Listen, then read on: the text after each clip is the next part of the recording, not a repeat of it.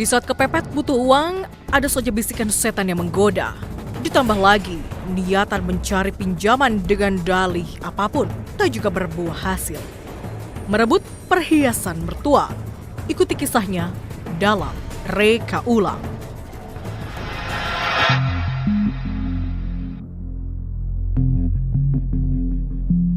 Kehidupan rumah tangga pasangan Nyono dan Rini tampaknya mengalami masa-masa surut.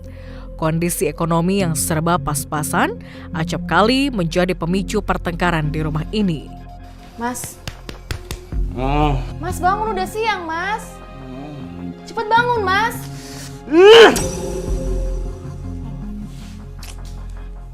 Pagi-pagi udah bawel.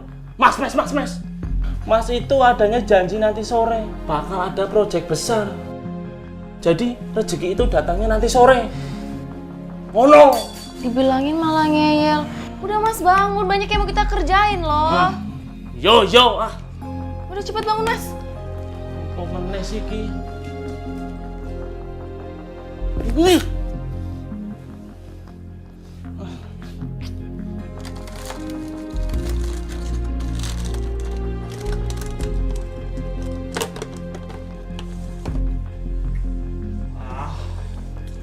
Ada apa lagi sih Torin? Ada apa?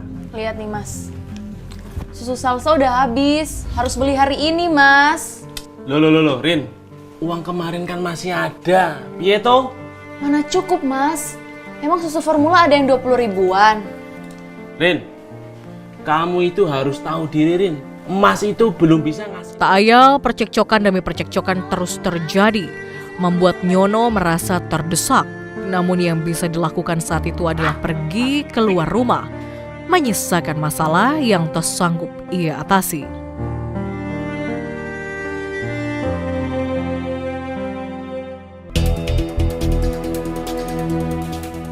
Nyono sesungguhnya tak tinggal diam. Berbagai cara dilakukan guna mendapatkan penghasilan demi menghidupi rumah tangganya. Masih di luar negeri, Nyon. Tapi kamu tenang saja.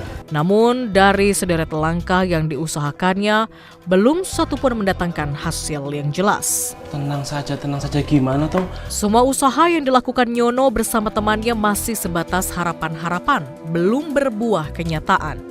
Sementara tuntutan hidup terus berjalan, Nyono pun hanya bisa mengais rezeki dari belas kasihan teman. Ini, Nyok, aku ada sedikit rezeki untuk beli susu anakku. Nyono tak sungkan-sungkan lagi menerima uluran tangan temannya. Dengan uang ini, setidaknya ia bisa menutupi kebutuhan rumah tangganya. Repotin, Rip. Udah, lo saja. Waduh, Rip. Makasih ya, Rip ya. Ya, sama-sama. Saya ke ruangan dulu. Iya.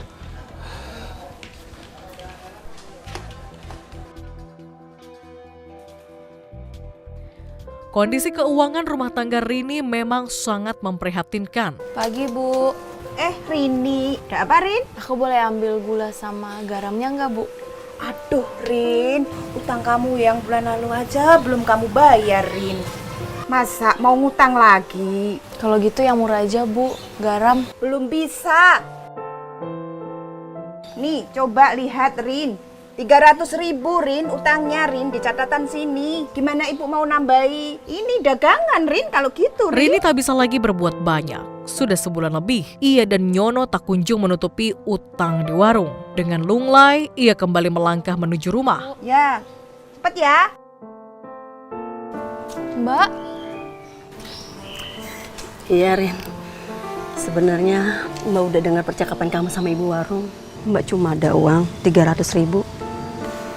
Jujur, ini cuma buat bayar uang pajak. Tapi pakai aja deh, Rin. Serius, Mbak, nggak apa-apa? Ambil aja. Kasih, Mbak. Tapi Mbak nggak usah bilangin ibu ya, Mbak. Kesusahan Rini tertutup sudah. Pertemuannya dengan sang kakak membawa angin segar. Meski jauh di lubuk hatinya ia malu, namun tak ada pilihan lain selain memohon uluran tangan sang kakak. Misi, Bu. Rini mau bayarin utang yang tadi, Bu. Nah, gini dong, Rin. Bayar. Setelah kepergian kakaknya, Rini kembali lagi ke warung. Ia menutupi separuh utangnya demi bisa mengambil barang lagi untuk keperluannya. Giliran yang mahal nih. Ini, Rin. Ya udah Bu, makasih ya Bu. Ini ngutang lagi, Rin. Iya. Tapi bayar ya. Iya Bu, nanti saya Awas bayar. lo kalau nggak bayar. Tak cadat ya di sini ya. Iya Bu. Ya udah Bu ya, makasih ya Bu. Ya, jangan lupa. Rini akhirnya lega, kesulitannya sedikit teratasi. Mas Nyono! Tapi utang di warung selesai, muncul lagi masalah lain. Istriku. Rini terlihat panik sampai-sampai ia berlarian dari dalam menuju depan rumah. Mas! Kecemasan nampak jelas di wajahnya. Tak hanya itu, dia juga berteriak-teriak memanggil suaminya. Berisik banget bojoku ya. Nyono yang sedang beres-beres kayu yang tak jauh dari rumah mendengar suara sang istri. Anak apa sih, ada apa? Mas. Berisik. Kuping saya penging. Mas, Sasa Mas! Sasa kenapa? Sasa panas tinggi! Udah kamu kompres? Udah Mas. Iya. Kita harus bawa dia ke dokter Mas. Dokter. Duitnya rauno. Di saat kepanikan itu, tak diduga-duga Sari melintas di depan rumah Rini. Kok ini anak berdua teriak-teriak di luar rumah? Gak malu Rini, Nyono, kenapa kalian kok teriak-teriak di luar rumah? Sasa Bu. Cucuku, kenapa? Sasa panas tinggi Bu. Waduh, sudah. Mendengar itu, Sari langsung saja menyuruh Rini dan Nyono membawanya ke rumah sakit. Ia tak ingin membiarkan sakit cucunya menjadi parah. Dia langsung mengeluarkan beberapa lembar uang dari dalam dompetnya. Nyono langsung bergegas pergi, sementara Rini dan Sari cepat-cepat masuk ke dalam rumah. Mas mau buka usaha, tapi apa? Gagal. Mas Nyono tega ya sama aku.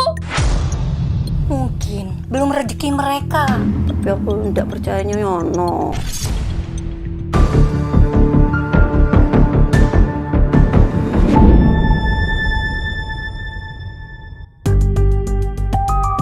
Menikah di usia yang tergolong muda semakin hari dirasakan sebagai beban bagi Rini. Pernikahan itu terjadi saat Rini sedang masih berstatus sebagai mahasiswi. Iya kan aku sudah kerja, Rin. Kamu nggak kerja, Rin? Pengennya sih gitu, cuman anak aku kan masih kecil. Jadi kalau bagi waktunya pasti udah susah. Ibumu kan tinggalnya nggak jauh-jauh amat, Rin. Iya sih, cuman aku nggak mau ngerepotin ibu. Kamu mau nggak kerja di tempatku? Mendapat tawaran pekerjaan dari seorang teman, Rini pun terlihat antusias. Bayangan akan kesulitan finansial yang selama ini mendera perlahan seolah terjawab. Kabarin lagi ya, aku mau berangkat kerja dulu ya. Bye. Waalaikumsalam. Arif, Rip. Gimana sehat tuh? Alhamdulillah, Rip. Piye, Rip? Ini Yon, kacau nih. Orang itu minta kita mesti siapkan dulu barangnya. Dia ndak mau kalau cuma proposal saja. Sementara duitku ndak cukup kalau buat produksi. Sekarang ini duitku cuma 5 juta. Ini kan proyek kita berdua. Sisanya 3 juta lagi kamu ya. 3 juta, 3 juta. Rip, tapi aku rauno duit deh. Nggak ada duit. Ya, usahalah. Pinjem kemana atau apa kek? Sik, yo. Tak mikir sih. Nyono berpikir keras mencari jalan keluar. Tapi sekeras apapun itu, jawaban tak juga ia dapatkan. Biar kamu pikirin dulu ya. Iya, Rip. Nanti saya tetap usaha cari pinjaman, Rip. Semoga kamu bisa dapat solusinya. Iya, Rip. Matur nuwun. Sama-sama. Aku pamit ya. Oh, iya, Rip. Hati-hati, Rip. Iya. Assalamualaikum. Waalaikumsalam. Mumet 3 juta. Waktu itu duit Rini udah saya pakai.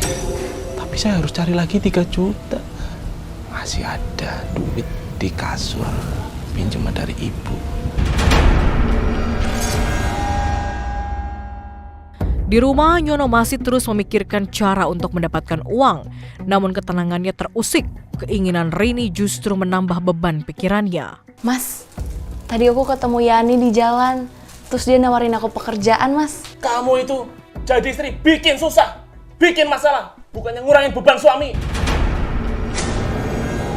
Nambah masalah gimana sih, Mas? Aku kan mau bantuin kamu, Mas. Bantuin? Lah Salsa, anakmu piye? Aku yang urus. Kalau soal Salsa aku bisa ngomong, Mas, sama ibu.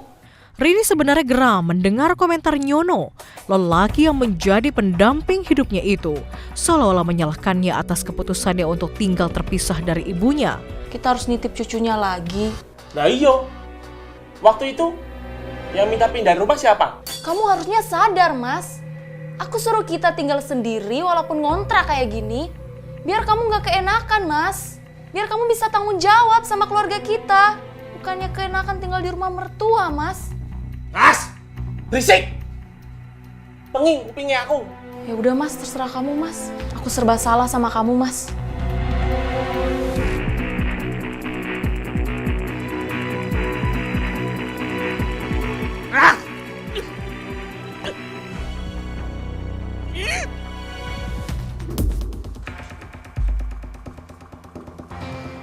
Pokoknya sekarang aku harus kerja.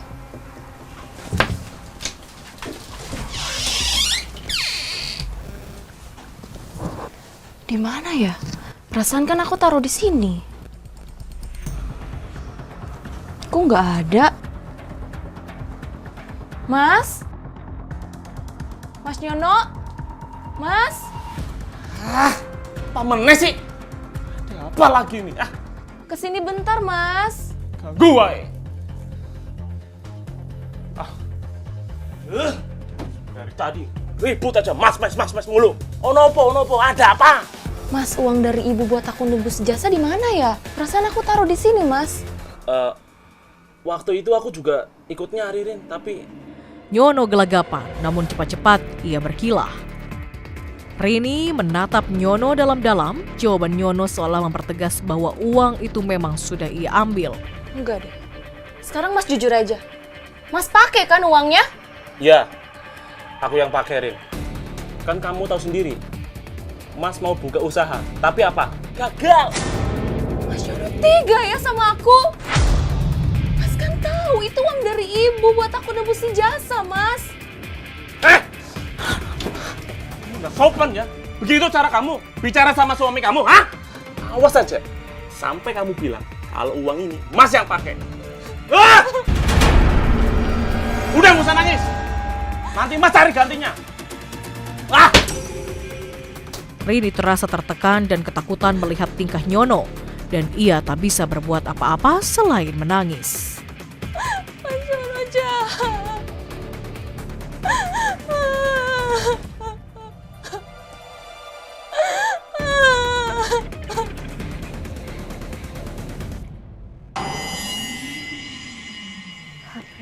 Assalamualaikum, Bu. Waalaikumsalam. Ros. Sehat kamu, Ros? Sehat, Bu. Bu, berapa hari lalu aku ketemu Rini, tapi Kenapa, Nak, dengan Rini? Masalah keuangan lagi? Iya.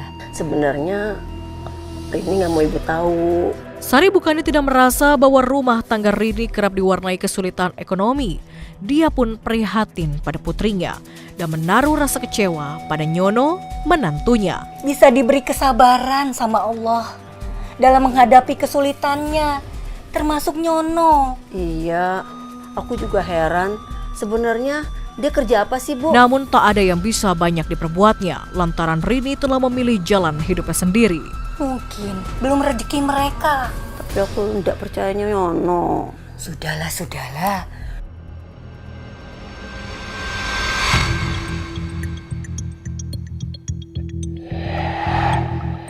Kesempatan apik iki. Pokoknya aku dinaiki harus dapat uangnya.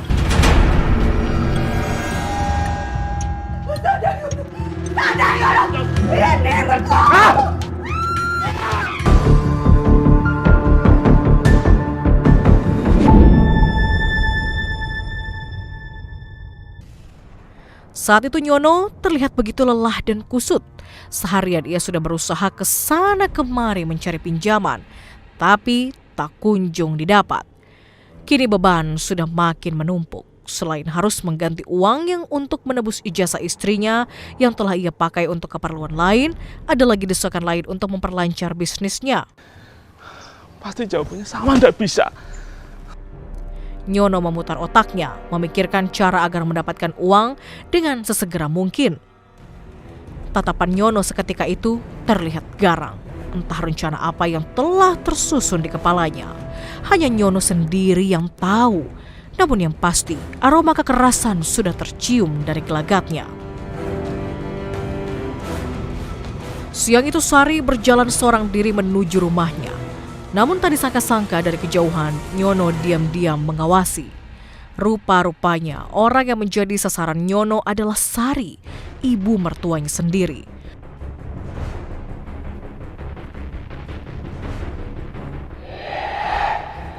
Kesempatan apik iki. Pokoknya aku dinaiki harus dapat uangnya.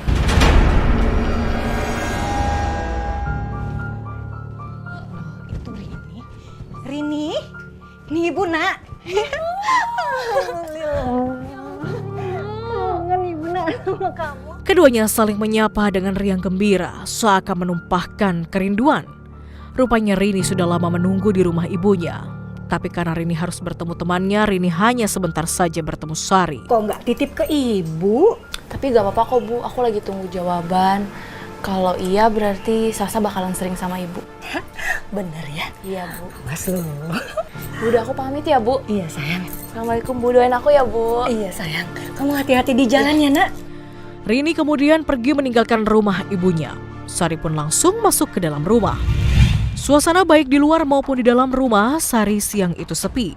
Nyono nampaknya sudah memastikan tak ada orang lain di rumah itu selain ibu mertuanya. Nyono sudah sangat mengenal kondisi dan situasi di rumah ini. Karenanya Nyono sudah langsung masuk ke dalam rumah tanpa mengetuk atau menunggu sang pemilik rumah mempersilahkan.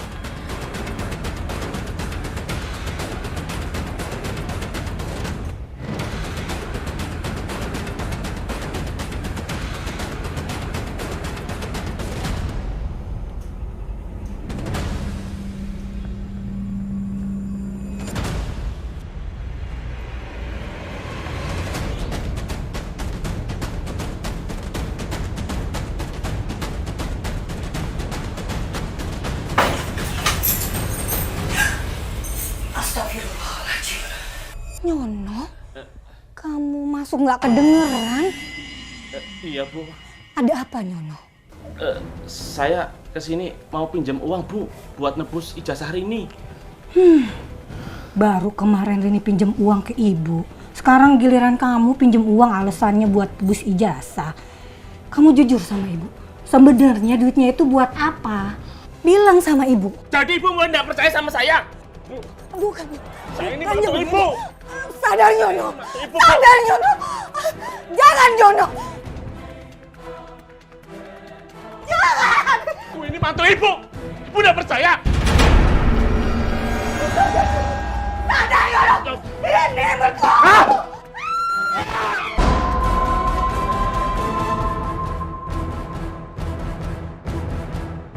Setelah membuat ibu mertuanya celaka, Nyono langsung mengambil perhiasan milik ibu mertuanya tersebut.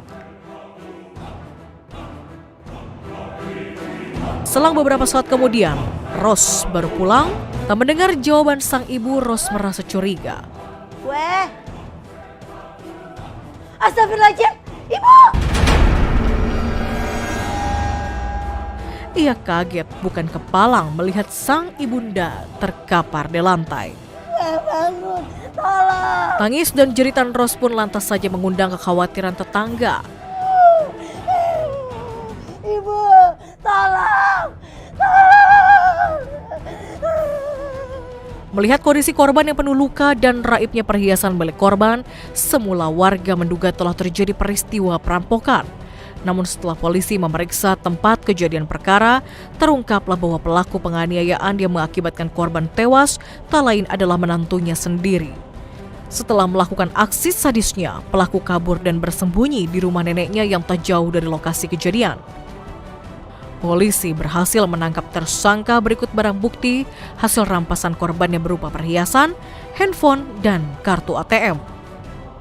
Ini menghabisi mertuanya dengan motif pinjam uang 3 juta. Karena tidak dikasih uang 3 juta, akhirnya tersangka ini, menantu ini kalah. Namun alasan itu hanyalah akal-akalan semata karena dari keterangan saksi korban sudah pernah memberi uang untuk menebus ijazah dan pelaku sendiri telah menggunakannya. Pelaku dijerat pasal 340 KUHP dan terancam hukuman minimal 20 tahun penjara dan hukuman mati. Tak ada rencana yang sempurna, tak ada rahasia yang terkubur selamanya. Semua akan terkuak dengan sendirinya. Karena keadilan akan selalu menang. Berjumpa kembali esok dalam kisah-kisah Reka Ulang.